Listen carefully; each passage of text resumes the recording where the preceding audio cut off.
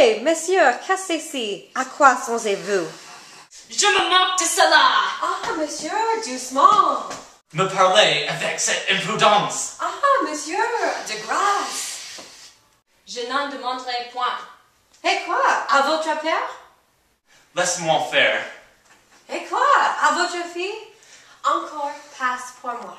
Je te veux faire toi-même, Maître Jacques, juge de cette affaire, pour montrer comme j'ai raison. J'y consens. Éloignez-vous un peu.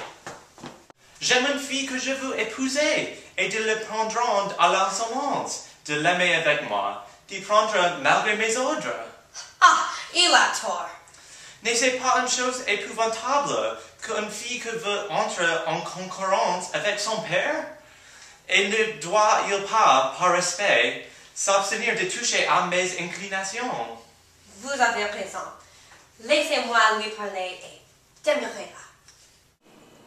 Eh bien, oui, puisqu'il veut tout choisir pour juge, je ne lui recule point, il n'importe quoi ce soit, et je veux bien aussi me rapporter à toi, Maître Jacques, de notre différend. C'est beaucoup d'honneur que vous me faites. Je suis épris d'une jeune personne qui répond à mes voix et reçoit tendrement les offres de ma foi. Et mon père s'avise de venir troubler notre amour par demande qu'il en fait faire. Ah, il a tort, assurément. N'a-t-il point de honte, à son âge, de songer à se marier? Lui sait-il bien d'être encore amoureux?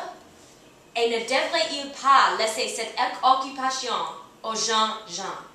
Vous avez raison, il se moque. Laissez-moi lui dire deux mots.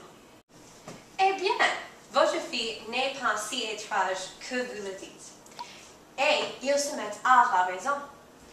Il dit qu'il sait le respect qu'il vous doit, qu'il ne s'est importé que dans la première chaleur, et qu'il ne sera point refus de se soumettre à ce qu'il vous plaira. Pourvu que vous voulez le traiter mieux, que vous ne faites et lui donner quelques personnes en mariage dont il est lieu d'être content.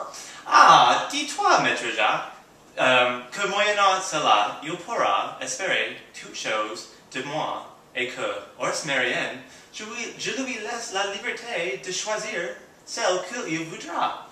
Laissez-moi faire. Go. Eh bien, votre père n'est pas si déraisonnable que vous le faites.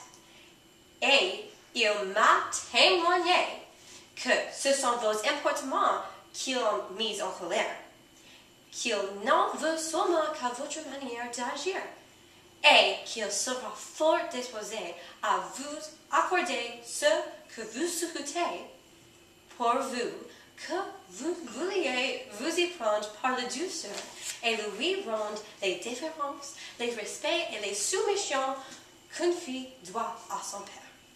Ah, Maître Jacques, je lui puis assurer que si m'accorde Marianne, il me verra toujours le plus soumis de tous les hommes, et que jamais je ne ferai aucune chose que par ses volontés.